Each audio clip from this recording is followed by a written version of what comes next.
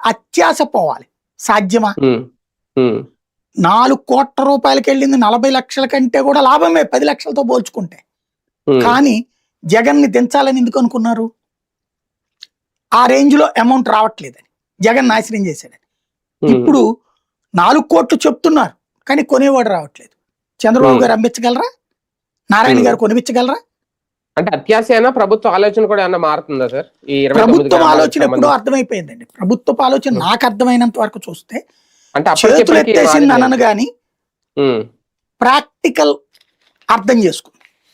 ఉమ్. ఇదివరకు మాటలతో అంటే రాజకీయ రియాలిటీ తెలిసి వచ్చిందా? రియాలిటీ తెలిసి వచ్చింది. ఎందుకంటే ఉమ్, ఉమ్. జనాలు ఎగబడి వచ్చేయట్లేదు, అవును. రారు, వస్తారా రారా నమ్మకం లేదు నిదానంగా ఇప్పట్లో. వస్తారు. ఉమ్, నిదానంగా వచ్చి రావడానికి అనుకున్న వాతావరణాన్ని సృష్టించే ప్రయత్నం చేస్తుంది. దాని తప్పేం లేదు.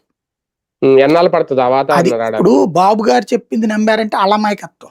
ఆయన ఓకే. 95లో అడుగు పెట్టారు సీఎం గా. ఉమ్, ఉమ్, 2004 కల్లా నేను హైదరాబాద్ తయారు చేసిన హైదరాబాద్ ఇవాళ బతుకుతుందని ఆయన చెప్పారు. వీళ్ళు నమ్మారంటే అది ఉమ్, అలమాయకత్వం.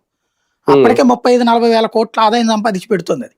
ఇప్పుడు ఉమ్, 50-55 వేల కోట్లు అంటే ఉమ్, అది కూడా ఏంటి, ఆంధ్రాలో ఉన్న సొమ్ములన్నీ తీసుకెళ్లి అక్కడ పోస్తాయి. ఉమ్, 50-55 లక్షల కోట్ల రూపాయల పెట్టుబడులు హైదరాబాద్ లో పెడితే ఇప్పుడు 55 వేల కోట్ల ఆదాయం వస్తుంది. ఉమ్. అంతే కదా అక్కడ. అవును, అవును, అదే ఇక్కడికి వచ్చేసేసి ఇప్పుడు దీంట్లో ఎక్కడి నుంచి వస్తుంది, ఎక్కడి నుంచి అవును. తెచ్చిపోస్తారు? రెండవది, పెద్ద పెద్ద పరిశ్రమలు గూగుల్ వాడిని రమ్మంటే అమరావతి వస్తాడా? కాగ్నిజెంట్ ఉమ్. వాడు వస్తాడా? టీసీఎస్ వాడు వస్తాడా? అందుకనే వాడు వాళ్ళు రాకుండా వైజాగ్లో ఆల్రెడీ అమరావతిలో ఏ సాఫ్ట్వేర్ కంపెనీలో